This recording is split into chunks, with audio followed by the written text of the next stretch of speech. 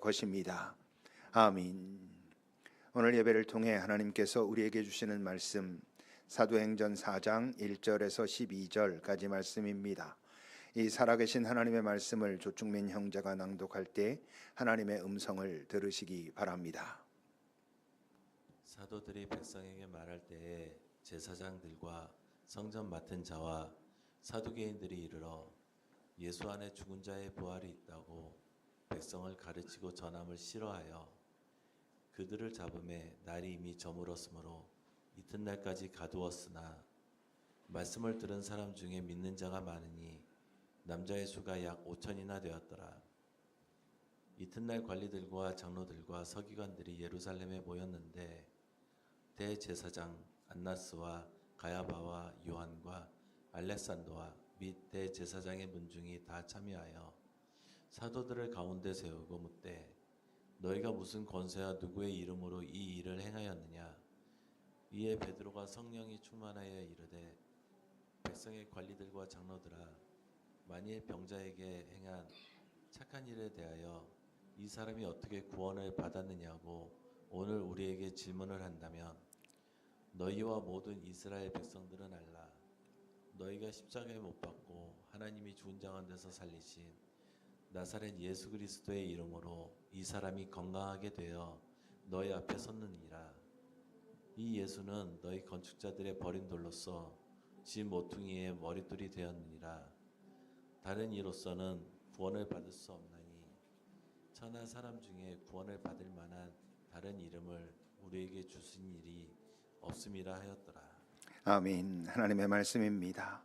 주님, 주의 말씀으로 오늘 또 우리를 가르치실 때에 우리의 마음이 겸손하게 주께서 말씀하시는 그 의도를 알아차릴 수 있는 은총을 허락하옵소서. 그러므로 성령께서 우리를 가르치시고 우리가 들은 그 말씀을 우리 안에 새기며 실제로 우리의 삶의 현장에서 소중한 에너지로 사용할 수 있도록 인도하옵소서.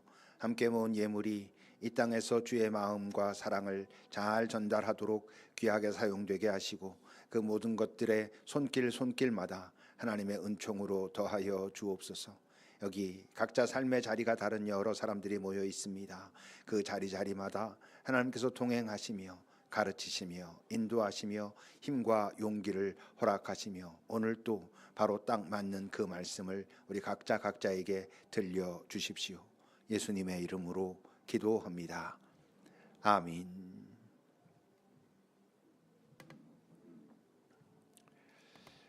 이 땅의 권세, 이 땅의 주권은 안타깝게도 아직 하나님의 통치를 거부하는 세력에게 있습니다. 이 내용이 참 불편하긴 하지만 이것을 빨리 인정하고 잘 깨달아 아는 것이 중요합니다. 그래야 이 세상의 현실을 보며 혼란스럽지 않을 수 있습니다. 훨씬 덜. 또 내 개인의 삶을 바라보면서도 지금 이 땅의 주권이, 이 땅의 권세가 아직 어디에 있는지를 확실하게 인정하고 알아야 내 현실도 잘 받아들이고 거기에서 어떻게 걸어갈 수 있을까를 정할 수 있습니다. 그러다 보면 그러면 이 땅을 하나님께서 통치하지 않는다면 그럼 이 땅에는 하나님의 통치, 하나님의 권세가 미치는 곳은 없나라고 생각할 수 있지만 물론 있습니다. 에베소서 2장입니다. 그는 예수 그리스도를 말합니다. 허물과 죄로 죽었던 너희를 살리셨도다. 그때에는 허물과 죄로 죽었던 너희를 살리시기 전에 너희는 이 말입니다. 그 가운데서 행했다. 그 가운데란 그 밑에 있는 것처럼 불순종의 아들들이 지금도 그 가운데서 행하고 있고 그래서 거기에 역사하는 영, 그 악한 영, 어두운 영 가운데서 너희도 행했다. 그래서 너희도 이 세상 풍조를 따르고 공중의 권세 잡은 자를 따랐었다라고 말을 합니다. 그러니까 이 땅의 공중 권세 잡은 그 악한 영의 세력들이 여전히 힘을 가지고 있고 주께서 살리시기 전에는 모든 자들이 그 권세 아래 살았다라는 얘기입니다. 그렇다면 저 너희는 누구를 말하는 거겠습니까? 예수 그리스도를 통해 하나님의 주권을 인정한 하나님의 통치권 안으로 들어온 사람 또는 공동체, 그들의 소유를 말하는 것입니다. 그들의 소유도 내가 하나님의 백성입니다 라고 내가 그의 통치를 인정했다면 내가 가진 소유도 하나님의 뜻과 마음에 따라 내가 사용하겠습니다 라는 것을 결단하는 것과 마찬가지인 거죠. 이제 그러므로 이 땅의 권세 주권이 아직 하나님의 통치를 거부하는 그 세력이 가지고 있다면 바로 그렇기 때문에 어떻겠습니까? 우리가 이 땅 사는 동안 주의 깊게 살피고 또 의심해 봐야 할 것이 있습니다. 어떤 것? 힘이 있는 곳, 힘이 있는 것, 그것을 잘 살펴야 하는 것이죠. 왜? 아직 이 땅이 하나님을 인정하지 않고, 그런데 그런 땅에서 뭔가 힘을 발휘하는 강한 것, 그것은 하나님과 하나님의 뜻과 멀리 떨어져 있을 가능성이 크기 때문에 그런 것입니다. 우리가 항상 말하는 돈, 권력, 이 세상의 권력, 그런 것들이 우리가 자세하게 살펴야 하는 것이죠. 돈과 권력은 무조건 나빠라고 말할 수는 없지만 그것들이 이 땅 하나님의 통치를 거부하는 땅에서 분명히 힘을 발휘하는 것들이라면 이것들이 지금 어떤 양태로 어떤 의도로 지금 사용되고 지금 진행되고 있는가를 살펴야 될 필요가 있다고 하는 거지요. 그건 비단 돈과 권력 이런 것들뿐만이 아닙니다. 우리 종교 권력도 마찬가지죠. 이 땅에 우리 종교가 있고 우리 교회가 있고 이 안에도 힘이 있거든요. 그런데 그 힘이 발휘되는 형태가 이 땅의 힘이 발휘되는 형태와 같다면 그것은 이상한 것입니다. 그것은 잘 살펴봐야 하는 것이고 고쳐야 할 것이 있다고 한다면 고쳐야 하는 것이죠. 그렇다면 여러분, 하나님의 통치를 이젠 인정하게 된, 하나님의 주권을 이젠 받아들인 그들이 가지고 있는 힘의 형태는 어떤 모습이어야 되고 어떻게 그것이 발휘돼야 하겠습니까?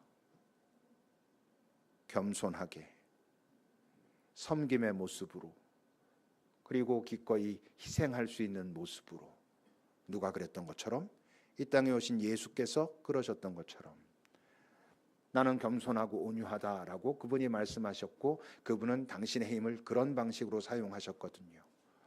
나는 섬김을 받으러 온 것이 아니라 섬기러 왔다라고 말씀하셨고 그렇게 행하셨거든요.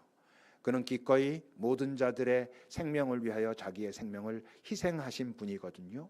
그렇다면 하나님의 통치, 그의 권세를 인정하는 사람들이 발휘해야 할 그런 힘과 권력은 그런 형태로 나타나야 하는 것이죠. 또는 예수님께서 이 땅에서 계시는 동안 이게 하나님의 복받은 자들의 표지야 라고 말씀하셨던 그 복받은 자들의 표지로 나타나야 하는 것이죠. 가난한 심령 가진 자로, 애통하는 자로, 온유한 자로, 의에 줄이고 목마른 자의 모습으로 그들이 가진 힘은 표현되고 나타나야 하는 것이죠.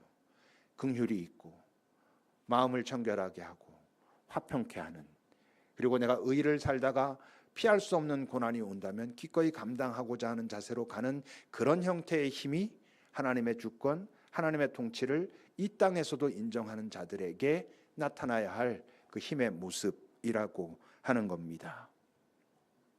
이제 그런데 오늘 본문 1절과 2절입니다. 사도들이 백성에게 말할 때 어떤 상황이지요?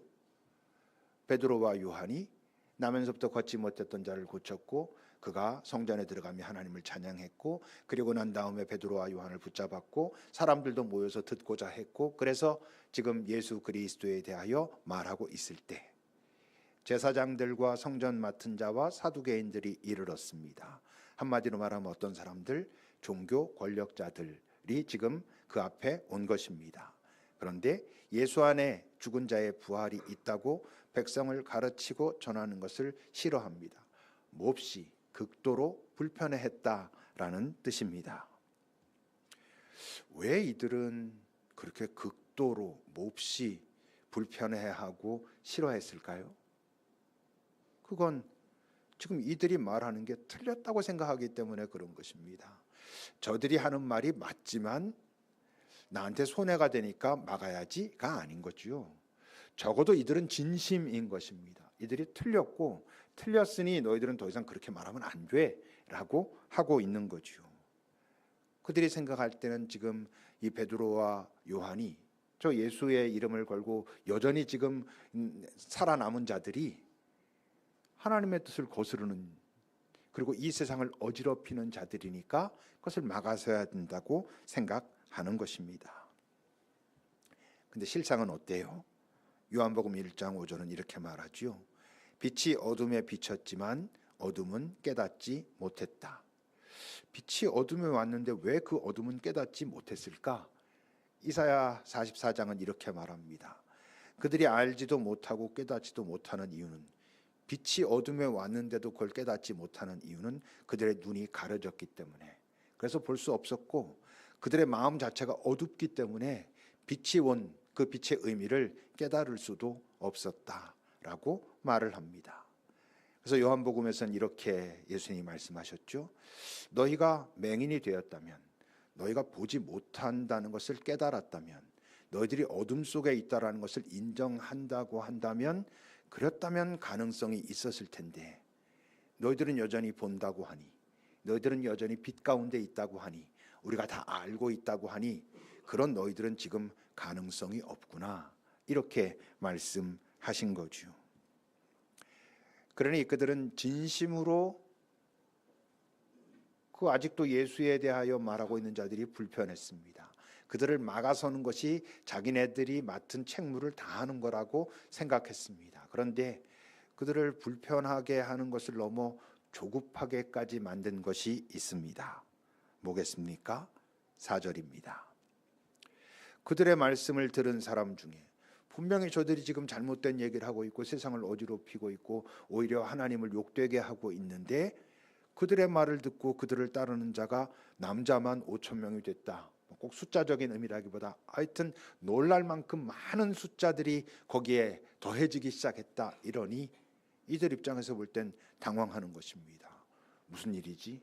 뭐 요즘으로 말하면 아니죠, 이단이 왜 저렇게 많이 모이지 하는 것처럼 그랬다고 하는 거죠. 그야말로 위기의식인 거죠. 저들이 하는 얘기가 틀렸기 때문에 무시했을 것입니다. 왜? 사람들이 관심이 없다면. 근데 사람들이 관심이 있거든, 모여들기 시작하거든. 그러니 그들을 막아섭니다. 그들 입장에서 볼 땐 그야말로 답답할 일이죠. 예수가 그토록 몇 년 동안 문제를 일으키고 다녀가지고 정말 어렵게 그를 처단했는데, 아니 이제 그러면 끝날 줄 알았더니 또 그 따르던 자들이 여전히 지금 저렇게 살아남아가지고 난리를 치는데, 그 난리에 또 이 무지한, 이 무매한 이 사람들은 이렇게 움직이고 있으니 참 답답할 일이라 생각하고 그랬다고 하는 겁니다. 그래서 어떻게 합니까? 3절입니다. 그들을 잡습니다. 그리고 가두어 둡니다. 왜 이렇게 합니까? 어떻게 이렇게 할 수 있죠? 자기네들이 힘이 있거든. 어떤 힘? 이 세상의 색깔의 힘을 가지고 있거든요.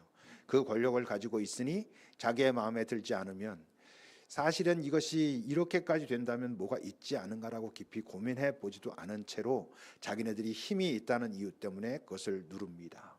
그것을 차단하고 그들을 괴롭히고자 합니다. 그것이 이 세상이 가지고 있는 힘의 특징이잖아요. 이제 그런데 5절부터입니다. 그 이튿날이 됐습니다. 관리들과 장로들과 서기관들이 예루살렘에 모였습니다. 그들만 모인 게 아니라 대제사장 안나스, 가야바, 요한, 알렉산더 뿐만 아니라 대제사장의 모든 문중은 다 거기에 참여를 했습니다. 그야말로 그 종교 권력의 최정점까지 한 명만 모인 게 아니라 다 모인 것입니다. 어떤 분위기입니까? 그야말로 총출동을 한 것입니다. 이건 또 뭘 말하죠? 뭔가 이들이 불편한 것입니다. 그 뒤엔 불안한 것입니다.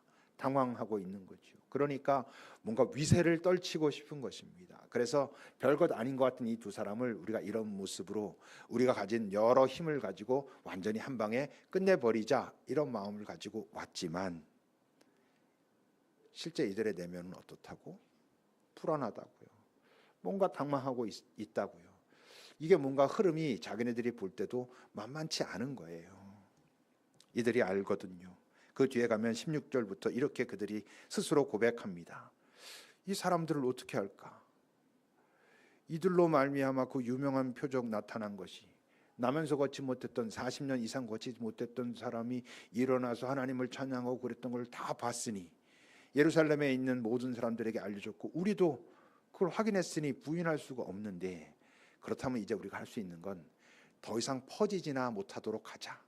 민간에 더 퍼지지 못하게 이들을 위협해가지고 절대로 앞으로는 이 이름으로 아무에게도 말하지 마라. 너가 계속 그러면 우리가 가지고 있는 그 힘으로, 이 세상의 힘으로 너희들을 언제든지 잡아넣을 수 있고 심지어 죽일 수도 있는 이 힘으로 너희들을 가만두지 않을 거야 라고 위협했다는 것이죠. 그렇게 말했습니다. 근데 여러분, 베드로와 요한이 알겠소 할 수가 있겠어요? 그러지 않는 게 아닙니다. 그러기 싫은 게 아닙니다. 그럴 수가 없는 것이죠. 왜? 이들은 확인했거든. 이들은 직접 봤거든. 들었거든. 보고 들은 것만 가지고는 사실 살짝 이게 뭐지라고 헷갈렸었는데 성령을 체험하면서 이젠 확 깨달아 알게 되었거든.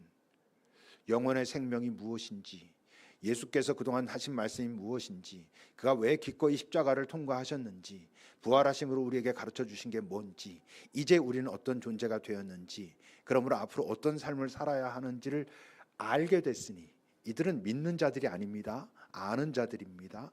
확인한 자들입니다. 그러니 아무리 이들이 이렇게 말해도 이 세상의 권력이 세 보이는 게 맞지만 그 권력을 가지고 이들에게 그렇게 말해도 그 말에 따를 수가 없는 것입니다. 19절과 20절을 보십시오. 그렇게 얘기했지만 베드로와 요한이 말합니다. 하나님 앞에서 너희 말 듣는 것이 하나님 말씀 듣는 것보다 옳은가 판단하라. 우리가 하나님을 직접 배웠거든. 그리고 그가 직접 우리에게 하시는 말씀도 들었거든. 그가 행하신 모든 표적도 우리가 확인했거든. 그러니 우리가 보고 들은 것을, 그리고 이제는 깨닫기까지 한 그것을 어떻게 너희들이 잠잠하라고, 이 세상 권력이 잠잠하라고 한다고 해서 잠잠할 수 있겠나라고 말하는 것입니다. 그들이 지금 말하지 않을 수 없어 라고 하는 그 말의 핵심, 가장 중요한 본질이 뭡니까?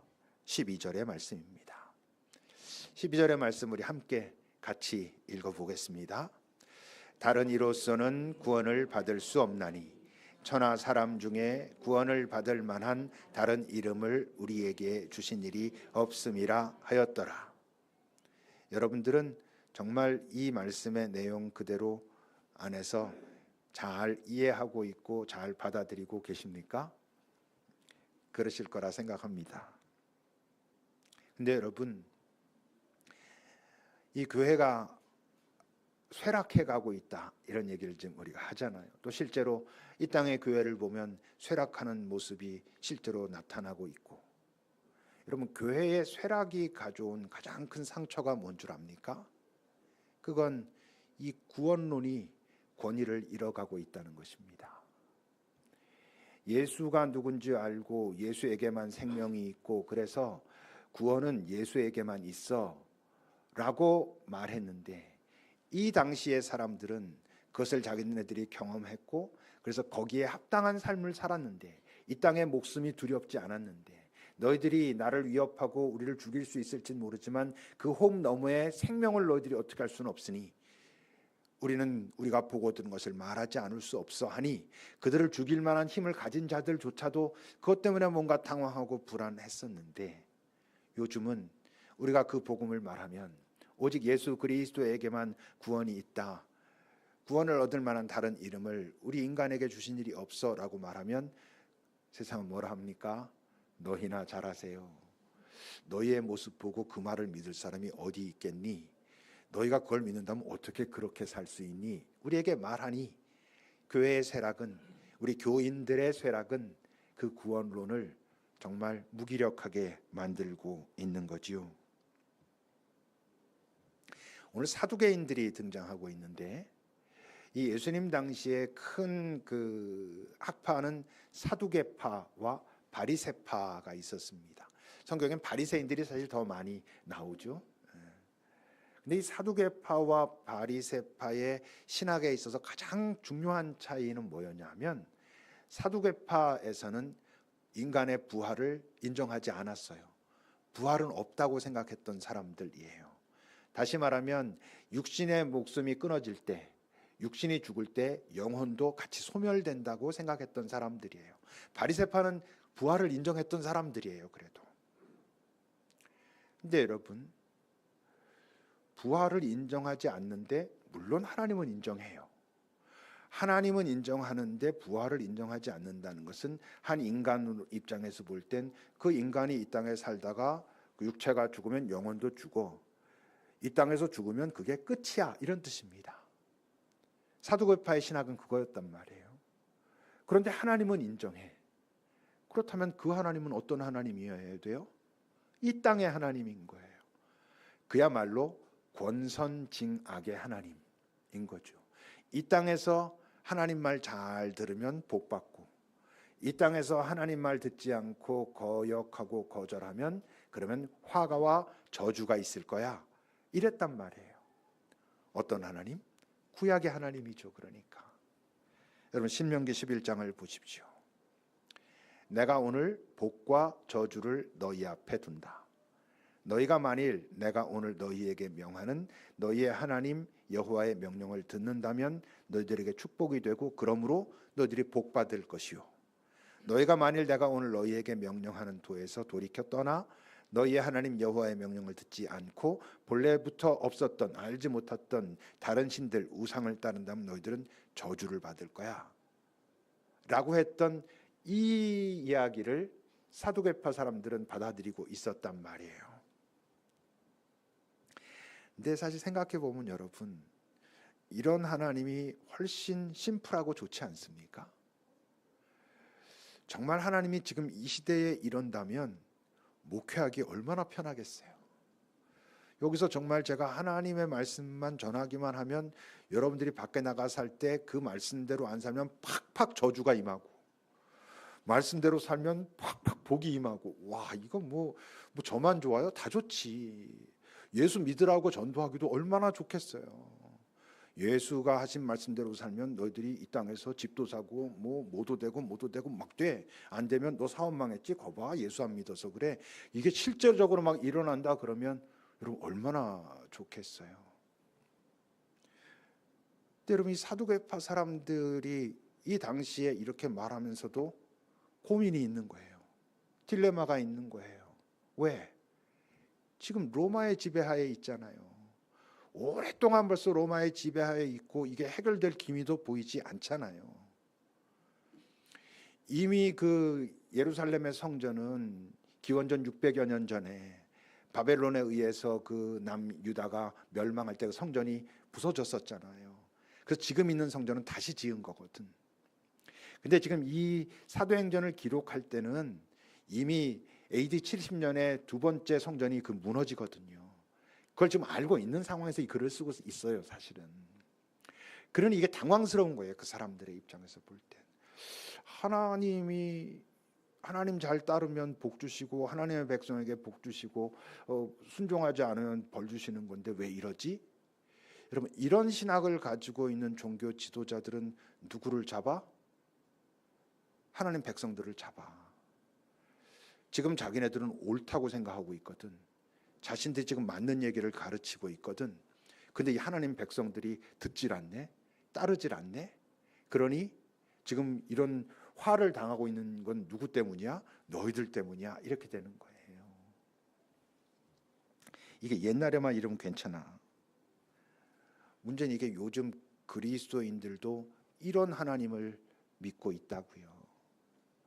이런 하나님을 가르치고 이런 하나님을 믿고 따르고 있으니까 여러분 목회자들은 나름 좋아요.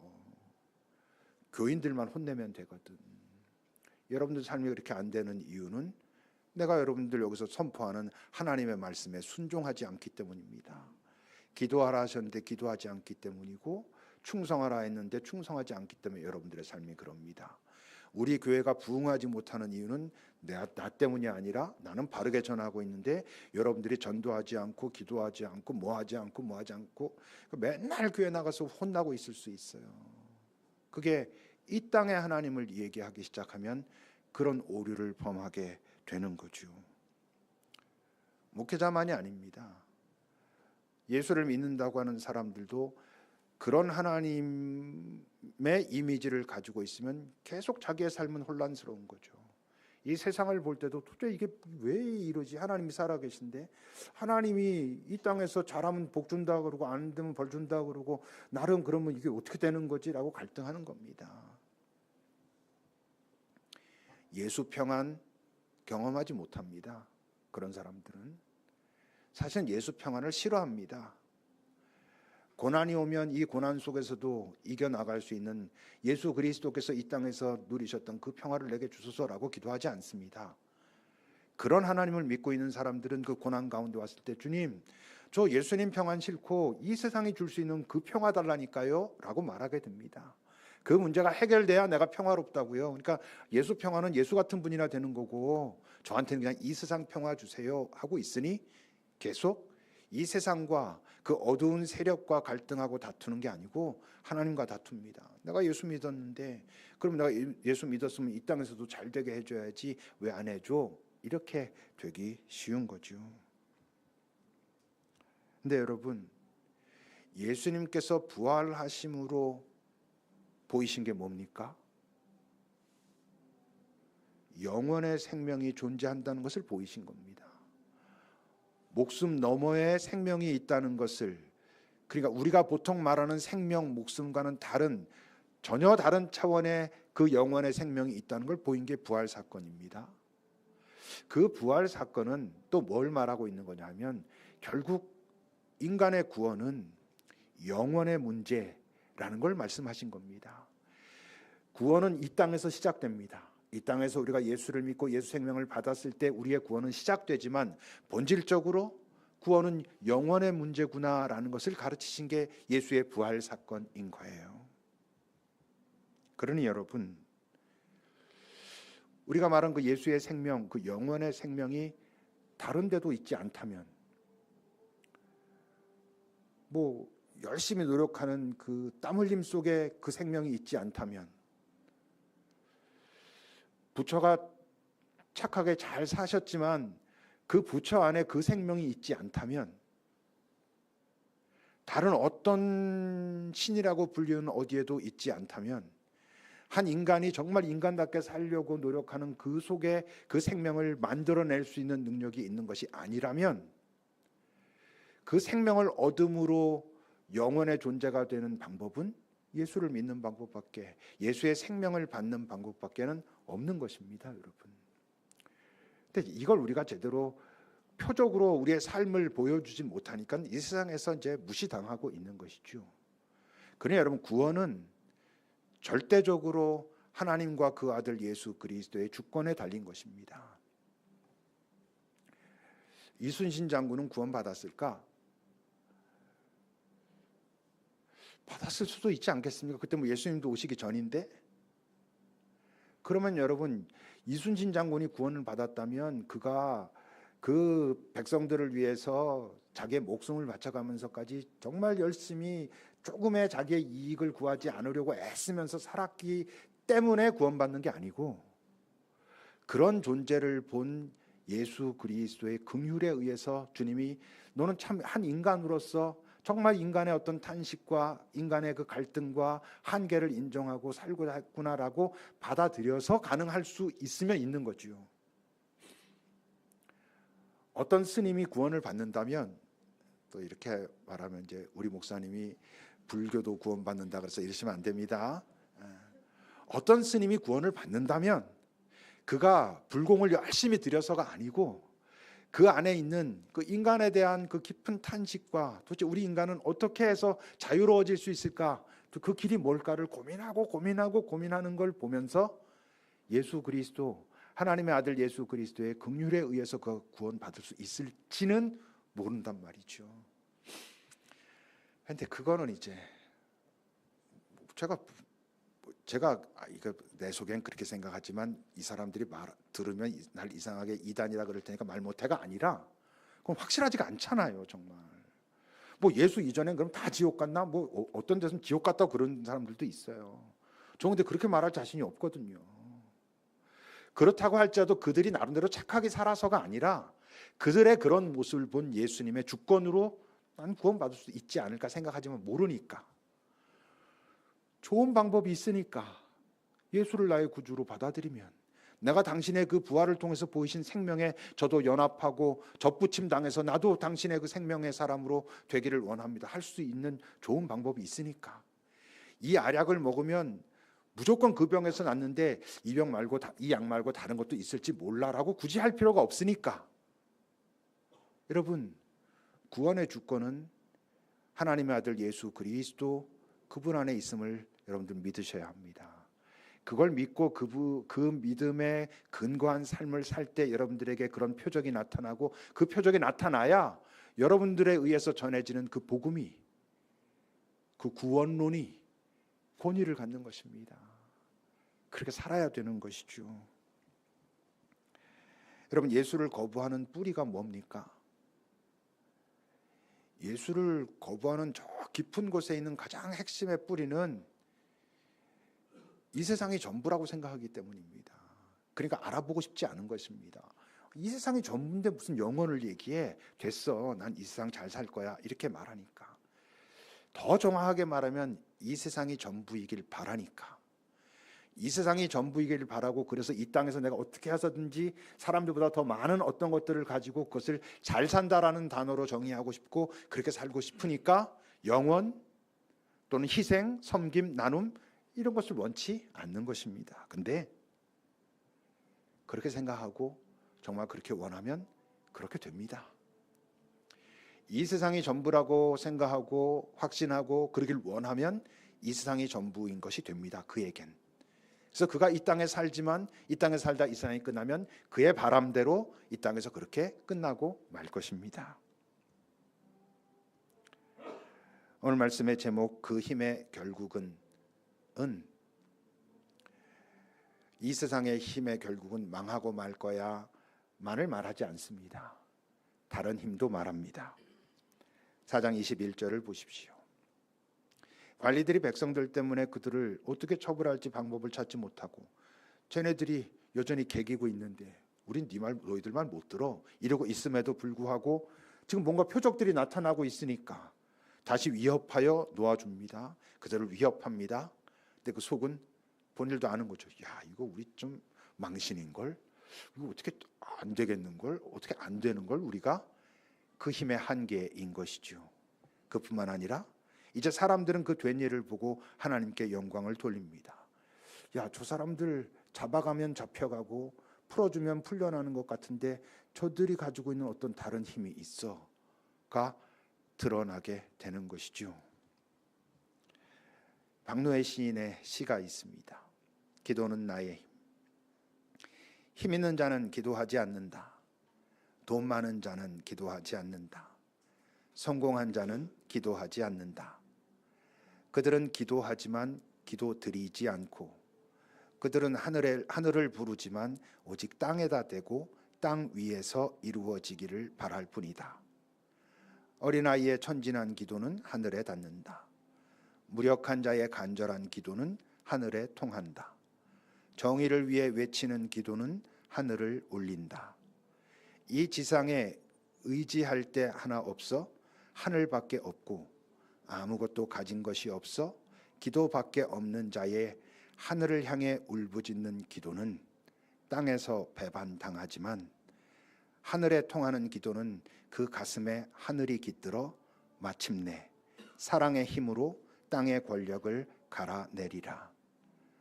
저 마침내가 오늘 말씀의 제목과 같은 것입니다. 그 힘의 결국은.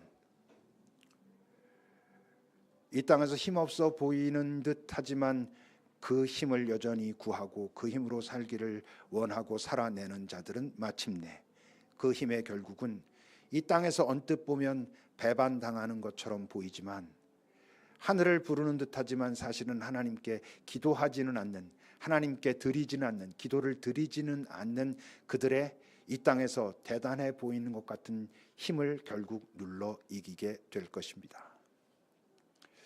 여러분들은 어떤 힘을 구하고 사십니까? 어떤 힘을 가지고 살기를 원하십니까? 정직해야 됩니다. 정직해야 잘못됐다면 고칠 수 있습니다. 나는 사실 예수의 평화를 좋아하지 않아. 이 땅에 줄 수 있는 평화를 난 구해. 나는 이 땅에서 잡혀가면 잡혀갈 수밖에 없고, 또 풀어주면 어이구 살았네 그러고 풀려날 수밖에 없는 그런 힘 말고, 내가 주도할 수 있는, 이 세상에서 주도할 수 있는 힘을 원해인지, 아니면 오늘 이 제자들로 하여금 이렇게 살아내게 한, 제자들을 통해서 나타난 그 힘인지 여러분 잘 살펴보셔야 됩니다. 저는 후자로 살고 싶거든요. 그러려고 노력할 거거든요. 전 여러분들도 그러기를 바랍니다. 무엇보다 주님께서 그 힘이 진짜 강한 거야. 그 힘의 결국이 영원까지 닿는 거야. 이 땅에서 잠깐 힘이 있어 보이는 그것은 이 땅의 그 삶이, 시간이 끝나는 그 순간 다 없어지고 마라 라고 우리에게 말씀하십니다. 기도합시다. 여러분 한번 주님 앞에서 살펴보십시오. 정말 내가 구하는 힘은 무엇인지, 내가 갖고 싶은 힘은 무엇인지, 나는 기도 드리는지 아니면 땅에다 대고 그냥 구하고만 있는지 여러분 한번 잘 살펴보십시오.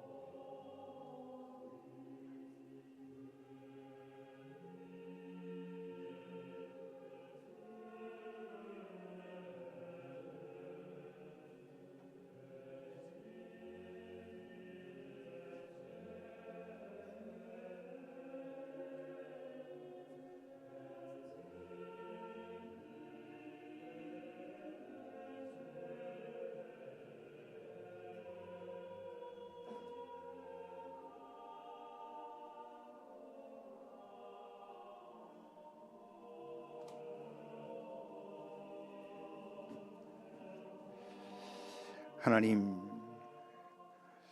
어쩌면 우리가 멈춰서서 살펴보고 고민하지 않으면 정말 내가 구하고 그리고 사용하고 있는 힘이 무엇인지 헷갈릴 수밖에 없는 세상에 우리가 삽니다.